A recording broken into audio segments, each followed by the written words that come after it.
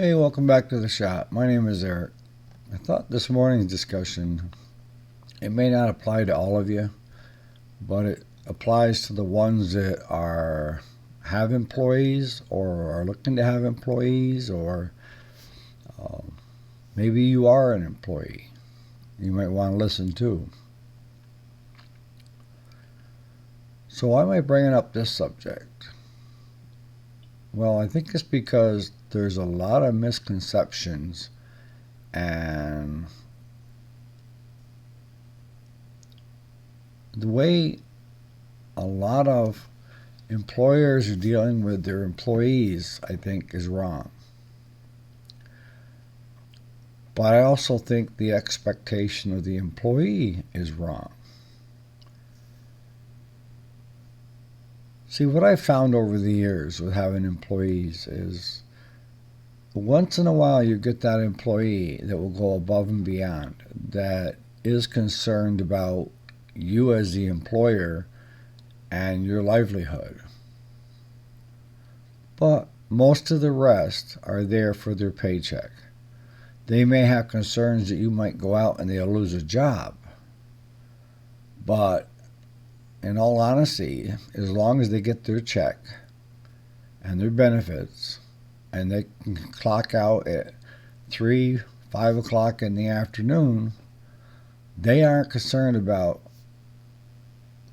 the employer and the shop. You see where I'm going with this? So you have to make the employees feel like they have a vested interest.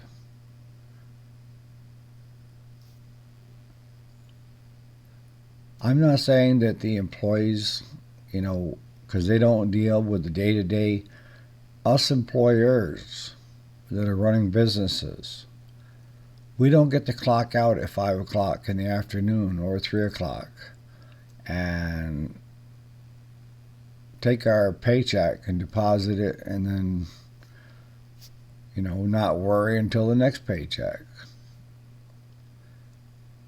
Most of us are working a lot longer days. Employees don't see that. Employees don't see when the employer is there early in the morning, earlier than they are, and leaves later in the afternoon than they leave. Because they aren't paying attention, because they don't care. And some will say, why should they care? They're not making the big money like the employer is. I got news for you. That employer is not making big money. And I had a discussion the other day with someone that is running a business, actually a township. And he was talking about his employees and how they don't see all the work that he puts in. And they think his job is easy and he's making big bucks and yada yada. But he said that employee that was making his thoughts vocal doesn't realize what he's doing.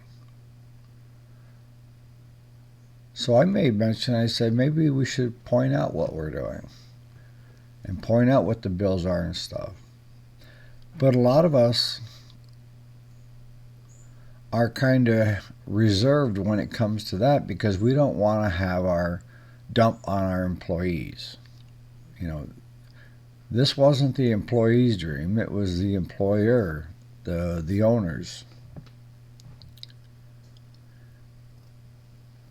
All right, so what do you do with employees to get the best out of them?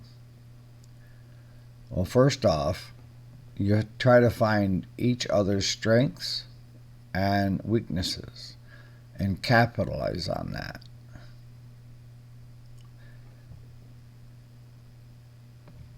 Have everything be a learning lesson.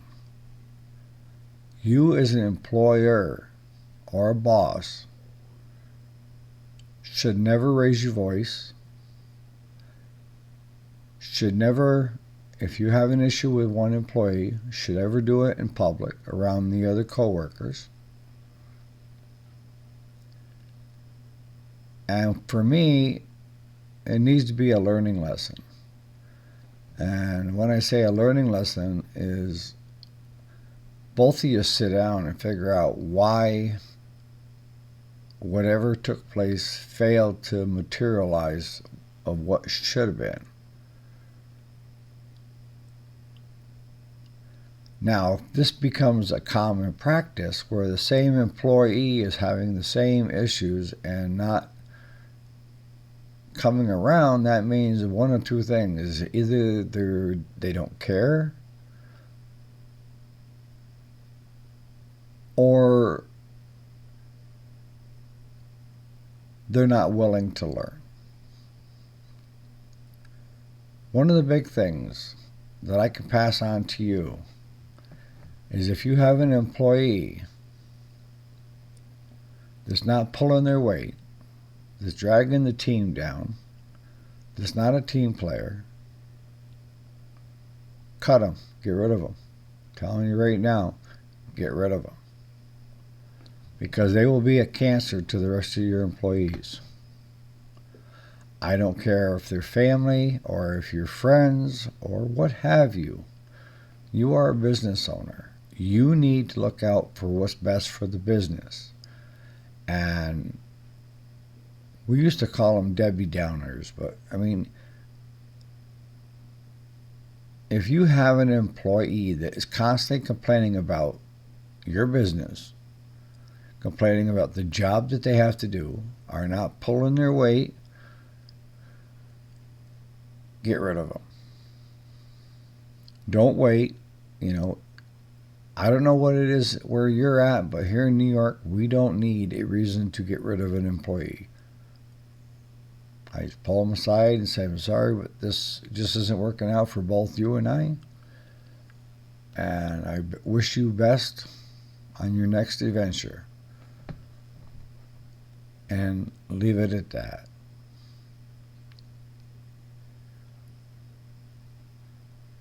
What I've found is the older workers, when I say older, 45 and up, are the better workers to have. I'm not saying you younger folks aren't, because there are some really great gems in the younger group. But on average, folks that are over 45 hit the tail end of, good moral, good value, instilled in them being a great worker, a good worker, and working for your paycheck.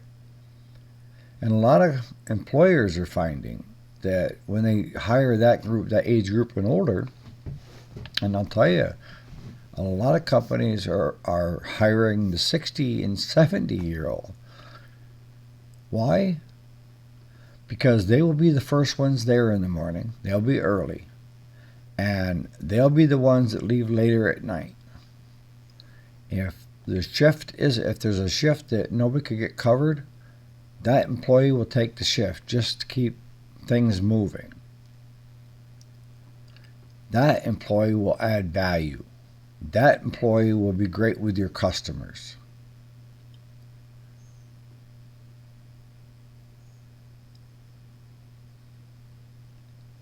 As with any employee, if they're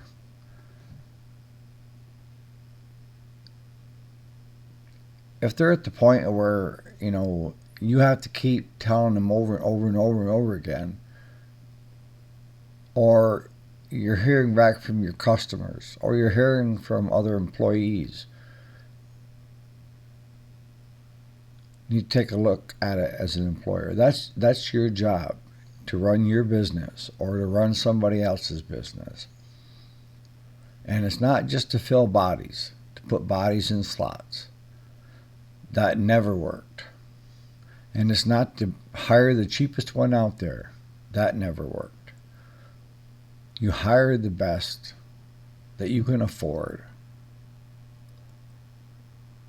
And understand that employees are going to come and go. This day and age, what I've noticed with the younger age groups, and that's up to 45, is that if they stay at one job for over a couple of years, it's rare.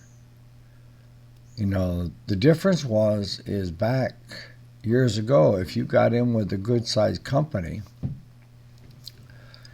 as long as you really didn't screw up, you could retire there. And those companies took care of their employees. Now, not so much.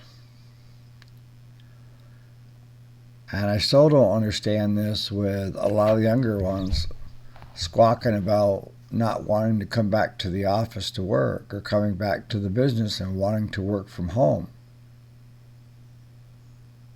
Because they can get away with a lot of stuff at home. They can clock in and then go back to bed, stay in their pajamas all day long, whatever you can think of. Too bad. If your employer wants you at their office, then that's the way it's got to be. My daughter works from home. Her company, their company that she works for, knows her work ethic. She was brought up on a dairy farm. We had cows and they had chores, and she's always worked. And she also takes care of her kids. But she gets up in the morning, she gets a shower, she gets dressed, and she's at that computer before her shift is supposed to start. And she'll be the last one out. And a lot of times she works through her lunch.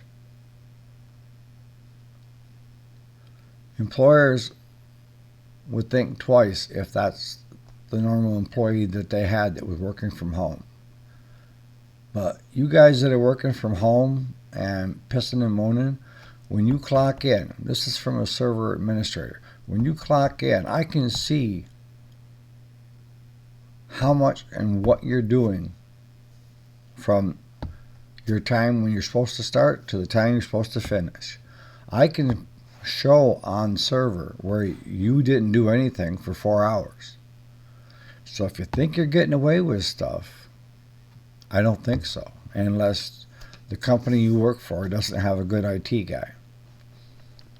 Because everything is being logged in. You have to log in to their server. So I hope some of this has kind of resonated with you employers and maybe you employees. That it's a new age. Nobody's looking for long term. Get rid of the employee or employees that are bringing you down. You got to do it now. And I don't care, like I said, if you're buddies or, you don't want to let somebody down because you feel bad about letting somebody go. You have to do what's best for your business.